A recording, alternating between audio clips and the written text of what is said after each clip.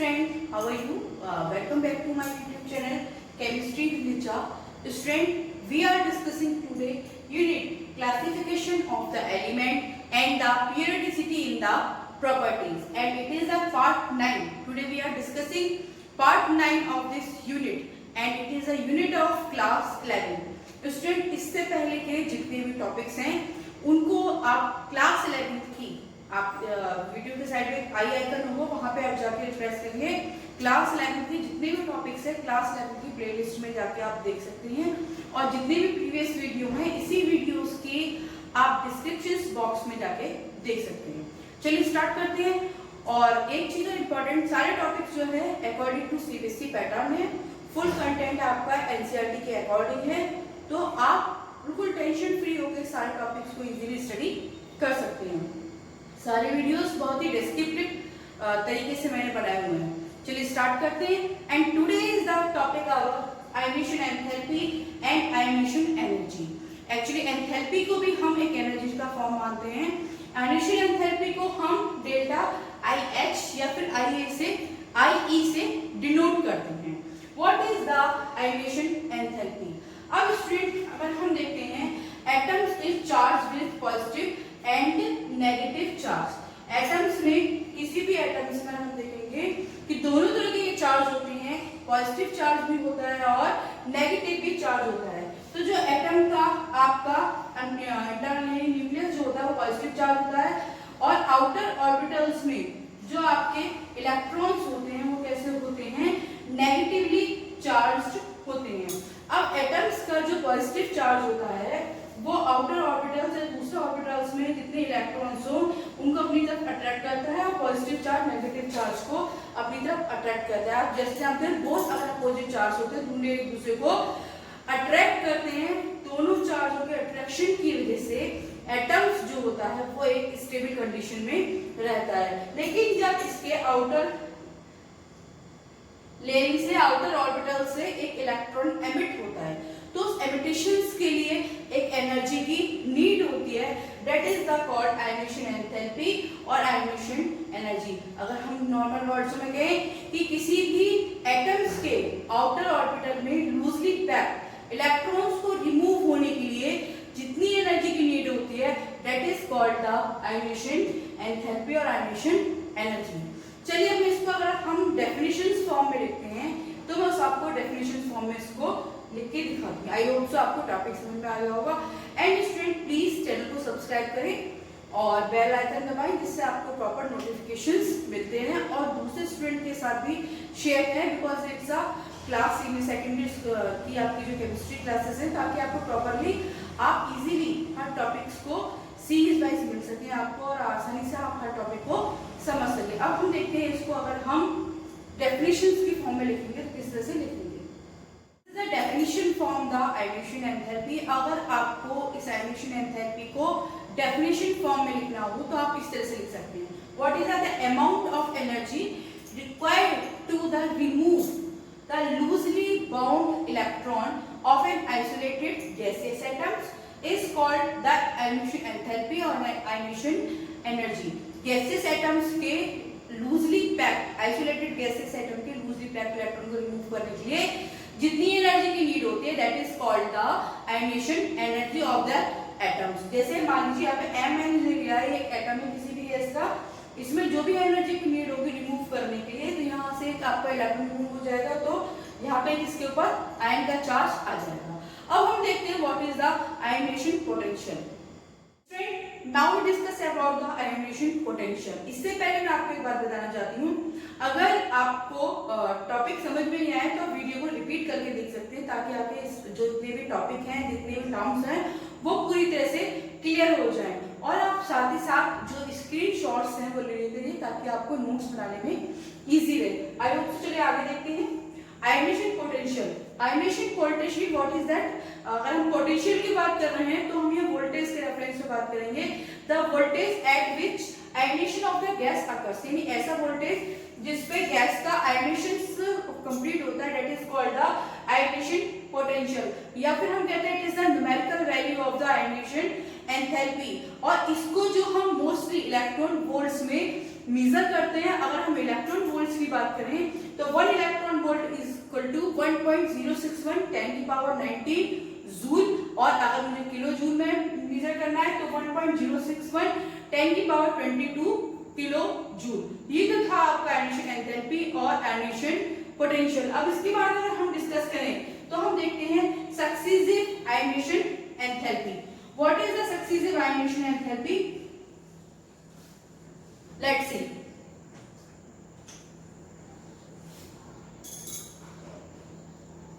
सक्सीसिव ionization enthalpy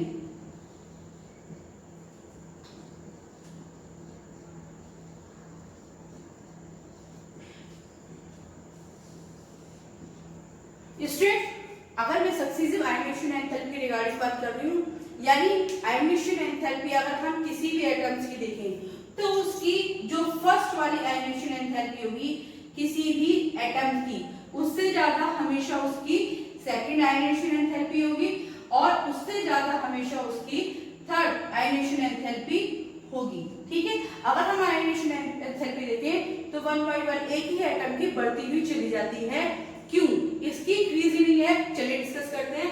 मान लीजिए कोई भी अगर आपका एटम है, उसमें आपका अंदर पॉजिटिव चार्ज है और बाहर ऑर्बिटल्स में आपके इलेक्ट्रॉन्स हैं। अब इलेक्ट्रॉन्स में जो सबसे लूजली पैक्ड, यानी मान लीजिए m एटम्स में जो भी आपका आयोनाइजेशन एंथैल्पी निकलेगी, अगर एक इलेक्ट्रॉन्स को रिमूव करने के लिए, यानी इसके ऊपर एक चार्ज आ जाएगा और एक इलेक्ट्रॉन कैसा हो जाएगा, रिमूव हो जाएगा, यानी पॉजिटिव चार्ज आ जाएगा। अब देखते हैं अगर हम किस पे को पॉजिटिव चार्ज, यानी जैसे ही एक इलेक्ट्रॉन रिमूव होगा, यानी इसमें आपके प्रोटॉन्स के नंबर तो सेम रहेंगे, लेकिन अगर मैं इलेक्ट्रॉन्स के नंबर देखूं तो ये कैसे हो जाएगा, एक इलेक्ट्रॉन आपका 1 इलेक्ट्रॉन लेस हो जाएगा। जैसे ही 1 इलेक्ट्रॉन लेस होगा तो इसके ऊपर जो पॉजिटिव चार्ज है, यानी आउटर ऑर्बिटल्स पे पॉजिटिव चार्ज, न्यूक्लियर चार्ज होगा, वो बढ़ जाएगा। न्यूक्लियर चार्ज बढ़ने की वजह से क्या हो जाएगा, इलेक्ट्रॉन की जो शेल है श्रिंक हो जाएगी और दूसरा इलेक्ट्रॉन रिमूव करने के लिए, मान लीजिए अब न्यूक्लियर चार्ज पॉजिटिव चार्ज ज्यादा हो गया इन the comparison of the electron, क्योंकि हम देखिए पॉजिटिव चार्ज न्यूक्लियस में किससे मेजर करते हैं, प्रोटॉन से मेजर करते हैं, और नेगेटिव चार्ज जो हम मेजर करते हैं एटम्स के अंदर वो इलेक्ट्रॉन से मेजर करते हैं। अगर एक इलेक्ट्रॉन एमिट हो गया, रिमूव हो गया, तो पॉजिटिव चार्ज इसमें बढ़ जाएगा, और जब पॉजिटिव चार्ज बढ़ जाएगा तो दूसरा इलेक्ट्रॉन रिमूव करने के लिए उसमें पहले से ज्यादा एनर्जी की नीड होगी जब दूसरा इलेक्ट्रॉन रिमूव होगा। इसलिए फर्स्ट आयोनाइजेशन एंथैल्पी से ज्यादा सेकंड आयोनाइजेशन एंथैल्पी ज्यादा होगा। जब दूसरा इलेक्ट्रॉन रिमूव होगा, इस कंडीशन में क्या होगा, मान लीजिए अब आपके इलेक्ट्रॉन्स कितने लेस हो गए, 2 इलेक्ट्रॉन्स लेस हो गए, लेकिन प्रोटॉन कितने हैं, सेम है, यानी पॉजिटिव चार्ज इसमें आपका अभी भी सेम है। अब जो पॉजिटिव चार्ज का यानी इफेक्ट और ज्यादा बढ़ जाएगा, जैसे इलेक्ट्रॉन निकले लेकिन पॉजिटिव चार्ज ज्यादा है, जिसकी वजह से न्यूक्लियर चार्ज आउटर ऑर्बिटल पे और ज्यादा हो जाएगा, क्योंकि उसको इलेक्ट्रॉन को होल्ड करना है, स्टेबल कंडीशन पे रखना है। फिर जब थर्ड अगर आयोनाइजेशन एंथैल्पी देखेंगे तो फर्स्ट की कंडीशंस में थर्ड में और ज्यादा एनर्जी की नीड होगी। So that is the successive ionisation enthalpy of the atom, यानी फर्स्ट से ज्यादा हमेशा सेकंड की होती है, सेकंड से ज्यादा आपकी थर्ड की आयोनाइजेशन एंथैल्पी होती है। अब स्टूडेंट इसके बाद हम डिस्कस करते हैं what is the factor that affect the ionisation enthalpy. These are the factors affecting the ionization enthalpy. Mainly these are the 5 factors which affect the ionization enthalpy. कौन कौन से हैं? देखिए, size of atom, nuclear charge, electronic configurations, screening effect और shielding effect and the penetration effect. इसमें से mainly आपकी सबसे ज्यादा अगर मैं टॉपिक वाइज देखूं तो वैसे सारे इंपॉर्टेंट है, लेकिन इसमें से स्क्रीनिंग इफेक्ट और आपका पेनिट्रेशन इफेक्ट की सबसे ज्यादा जो क्वेश्चन बनते हैं आपका 2 नंबर का या 1 मार्क्स का क्वेश्चन जो होता है सिर्फ सीधे सीधे उठा के स्क्रीनिंग इफेक्ट और शील्डिंग इफेक्ट को पूछ लेता है। चलिए वो हम देखते हैं कि what is the factor affect the ionisation enthalpy. अब मैं सबसे पहले अगर देखूं तो size of the atom, size of atom जो होता है आयोनाइजेशन एंथैल्पी में किस तरह से अफेक्ट डालता है।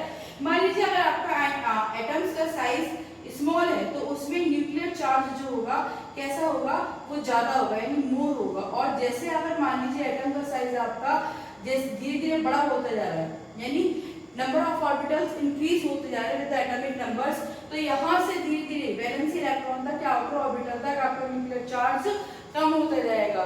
तो अगर एटम का साइज स्मॉल है तो उस कंडीशंस में न्यूक्लियर चार्ज कैसा होगा, ज्यादा लगेगा, जिसकी वजह से इलेक्ट्रॉन्स रिमूव करने के लिए ज्यादा एनर्जी की नीड होगी। और अगर इलेक्ट्रॉन आपके एटम का साइज बड़ा है तो उसमें इलेक्ट्रॉन रिमूव करने के लिए कंपैरेटिवली स्मॉल इलेक्ट्रॉन्स के एटम के कंपैरिजन में एनर्जी की कम नीड होगी। तो स्टूडेंट अगर हम देखें तो अगर आपका जैसे जैसे एटम्स का साइज इंक्रीज होगा उस कंडीशंस में आपकी आयनेशन एंथैल्पी कैसी हो जाएगी, डिक्रीज हो जाएगी, यानी आयनेशन एंथैल्पी धीरे धीरे कम होने लगेगी। अगर यानी आपका, मैं नीचे की तरफ लिख देती हूँ, यहाँ पे डिक्रीज होने लगेगी अगर आपके एटम का साइज बड़ा होगा, क्योंकि इसके बेस पर अगर मैं अभी आपको आगे कुछ प्रॉब्लम्स या क्वेश्चंस कराऊंगी जिसमें हम बताएंगे एटम का साइज बड़ा है या छोटा है तो उसकी आयनेशन एंथैल्पी बड़ी होगी या ज्यादा होगी। दूसरा हम देखते हैं nuclear charge.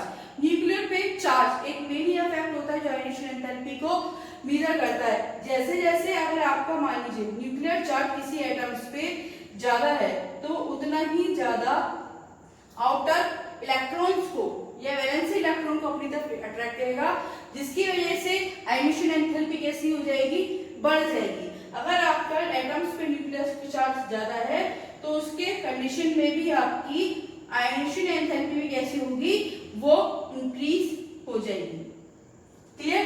Now next to next topic, the electronic configuration. Electronic configuration play a major role in the ionisation enthalpy. Ionisation enthalpy को हम अगर देखें, जो भी आपके मान लीजिए आपके एटम्स में आउटर ऑर्बिटल का इलेक्ट्रॉनिक कॉन्फ़िगरेशंस अगर फुलफिल्ड है, मान लीजिए मैं हीलियम को देखूं तो हीलियम है 2, है ना, हाइड्रोजन हीलियम, तो हीलियम में फर्स्ट राइज होता है 1s2, यानी s ऑर्बिटल पूरी तरह से फिल है। अगर मैं हीलियम में देखूं तो हीलियम में क्या होता है, अगर 2 है तो इसका अगर आउटर ऑर्बिटल 1s2 पूरी तरह से फिल है, यानी इसकी आयनेशन एंथैल्पी ज्यादा होगी। तो ऐसे एटम्स जिनका आउटर ऑर्बिटल हाफ फिल्ड होता है या फुल फिल्ड होता है उनकी आयनेशन एंथैल्पी ज्यादा होती है कंपैरिजन टू द अदर्स। अगर मैं हीलियम को देखूं तो हीलियम में 1s2 है, यानी इसका ऑर्बिटल कैसा है, पूरा है।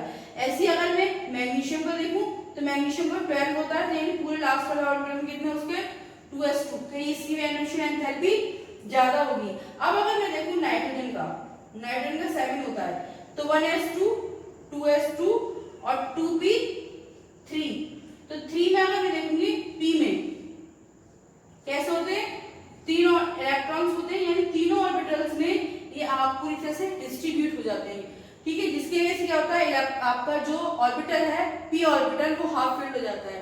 और मैंने बताया कि हाफ फिल्ड होने पर एनर्जी लेवल क्या होता है, प्रॉपर्ली डिस्ट्रीब्यूट हो जाता है। इसलिए ऐसे एटम्स जिनके आउटर ऑर्बिटल्स में आप पूरे आउटर ऑर्बिटल फुल फिल्ड है या हाफ फिल्ड है, उनकी आयनेशन एंथैल्पी हमेशा ज्यादा होगी in the comparison of the other atoms. फिर now next we looking describe the screening effect or the shielding effect. What is the screening effect or the shielding effects? That due to the presence of inner electrons, the nucleus exert lesser force on the valency electrons. जैसे जैसे मान लीजिए अगर आपका multi electrons atoms है, multi electron atoms है, जब आपका मल्टी इलेक्ट्रॉन एटम होगा तो उसमें नंबर ऑफ ऑर्बिटल्स भी कैसे हो जाएंगे, नंबर ऑफ ऑर्बिटल्स भी स्ट्रेंथ कैसे हो जाएंगे, ज्यादा हो जाएंगे। अब जैसे जैसे नंबर ऑफ ऑर्बिटल्स आपके बढ़ते जाएंगे तो न्यूक्लियस का चार्ज आउटर ऑर्बिटल तक या वैलेंसी इलेक्ट्रॉन पर धीरे धीरे कम होने लगेगा।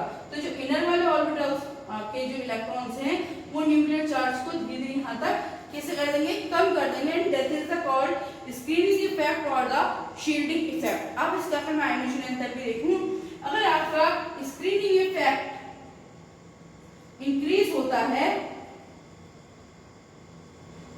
तो आपका स्क्रीनिंग इफेक्ट अगर इंक्रीज होगा तो आपकी आयनेशन एंथैल्पी कैसे हो जाएगी स्टूडेंट, डिक्रीज हो जाएगी, क्योंकि अंदर की तरफ के जो इलेक्ट्रॉन होंगे इनर ऑर्बिटल्स के वो उसको क्या करेंगे, उस चार्ज को बाहर तक पहुंचने के लिए धीरे धीरे कम कर देंगे। Next is the penetration effect और of the atoms. Penetration effect क्या होता है कि अब अगर हम इलेक्ट्रॉन्स को देखें तो नॉर्मली इलेक्ट्रॉन्स होते हैं वो एटम्स में एक क्लाउड के फॉर्म्स में क्या होते हैं, घूमते रहते हैं। ठीक है, the electron cloud penetrate into the inner electron of the clouds, कि जो इलेक्ट्रॉन्स क्लाउड्स में होते हैं वो जो अंदर वाले ऑर्बिटल्स होते हैं उसको पहली तरह से पेनिट्रेट करते हैं, डिपेंड करता है एनर्जी लेवल पे। अगर हम देखें तो एस ऑर्बिटल की पेनिट्रेशन पावर पी से ज्यादा होगी, पी की डी से ज्यादा होगी, डी की एफ से ज्यादा होगी। अगर मान लीजिए आपका नंबर ऑफ ऑर्बिटल जैसे जैसे एन नंबर बढ़ता जाता है उस कंडीशंस में एन की जो आप बढ़ने के साथ साथ एस की एनर्जी लेवल और पी की एनर्जी लेवल बढ़ती जाती है। इसलिए देखूं तो अब जो पेनिट्रेशन इफेक्ट होगा एस से ज्यादा पी का, पी से ज्यादा डी का और डी से ज्यादा एफ का होगा। अगर ऐसे हम देखते हैं कि आपको हम जब फील्ड करते हैं तो आपका इलेक्ट्रॉन 3d से पहले 4s में जाता है। क्यों 4s में क्या इलेक्ट्रॉन पेनिट्रेट कर जाता है, नंबर ऑफ ऑर्बिटल्स बढ़ने की वजह से s का एनर्जी लेवल f के कंपैरिजन में ज्यादा हो जाता है। अब हम स्टूडेंट देखते हैं कि वेरिएशंस जो होता है पीरियोडिक टेबल में आयनेशन एंथैल्पी में किस तरह से होता है। Variation of the ionisation energy in the periodic table is an important topic और इसमें हम देखेंगे कि किस तरह से पीरियड्स में या ग्रुप वाइज होती है आयनेशन एंथैल्पी, किस तरह से इफेक्ट डालती है और इस इफेक्ट की वजह से डिफरेंट टाइप के एनर्जी लेवल्स क्रिएट होते हैं। और आने वाले नेक्स्ट वीडियो में मैं इसी पे बेस्ड आपको कुछ जो प्रॉब्लम्स हैं, जो लॉजिकल प्रॉब्लम हम वो सॉल्व करेंगे। स्टूडेंट आयनेशन अक्रॉस अगर मैं पीरियड देखूं आपकी जो आयनेशन जो एंथैल्पी होती है, ionisation enthalpy across the period कैसी होती है, इंक्रीज होती है। क्यों इंक्रीज होती है कि अगर हम देखें कि पीरियड्स में अगर आप जैसे आपके पीरियड होते हैं 7 1 2 3 4 5 6 7 तो इस पीरियड में इस तरफ चलेंगे तो अक्रॉस द पीरियड इस साइड जाने पर आपकी आयनेशन एंथैल्पी इंक्रीज होगी। क्योंकि अगर मैं देखूं आपके नंबर ऑफ ऑर्बिटल्स कैसे रहते हैं, सेम रहते हैं, लेकिन आपका जो नंबर ऑफ इलेक्ट्रॉन्स होते हैं वो बढ़ जाते हैं। जब नंबर ऑफ इलेक्ट्रॉन्स इंक्रीज होंगे अक्रॉस द पीरियड, इधर से उधर जाने पर नंबर ऑफ इलेक्ट्रॉन्स इंक्रीज होते हैं तो आपके ऑर्बिटल्स पे यानी इनर न्यूक्लियस और आउटर ऑर्बिटल्स पे जो होता है न्यूक्लियर चार्ज बढ़ जाता है, जिसकी वजह से न्यूक्लियर चार्ज इंक्रीज होने की वजह से आउटर ऑर्बिटल्स से इलेक्ट्रॉन्स रिमूव करने के लिए ज्यादा एनर्जी की नीड होती है। ठीक है, लेकिन अगर इसमें हम देखते हैं हाफ फील्ड या तो फुल फील्ड है तो हाफ फील्ड और फुल फील्ड में डिफरेंट टाइप के मेथड्स हो जाते हैं जो हम नेक्स्ट वीडियो में इसमें डिस्कस करेंगे। तो अगर आप नॉर्मली देखें टोटल इसका कंक्लूजन देखें तो कंक्लूजन क्या निकलेगा, अक्रॉस द पीरियड अगर हम पीरियड में लेफ्ट टू राइट जाएंगे तो आपका एटॉमिक नंबर इंक्रीज होने के साथ साथ आपका आयनेशन एंथैल्पी इंक्रीज होती है। लेकिन इसमें कुछ एक्सेप्शंस भी हैं, जैसे अगर मैं नाइट्रोजन का देखूं तो नाइट्रोजन का एटॉमिक नंबर कितना होता है, नाइट्रोजन का एटॉमिक नंबर 7 होता है लेकिन ऑक्सीजन का नंबर एटॉमिक नंबर 8 होता है। तो इस कंडीशन में नाइट्रोजन की आयनेशन एंथैल्पी लेस होनी चाहिए और ऑक्सीजन की आपकी आयनेशन एंथैल्पी कैसी होनी चाहिए, ज्यादा होना चाहिए। लेकिन जैसे मैंने प्रीवियस टॉपिक में बताया था नाइट्रोजन में क्या होता है, लास्ट वाले ऑर्बिटल में एटॉमिक जो इलेक्ट्रॉन्स होते हैं वो हाफ फील्ड होते हैं पी ऑर्बिटल्स में, जिसकी वजह से इसकी आयनेशन एंथैल्पी ज्यादा होती है। अब हम वेरिएशंस ग्रुप में देखें। अब अगर हम ग्रुप में अप टू डाउन, ठीक है, अप टू डाउन जाएंगे तो आपकी ड्यू टू इंक्रीज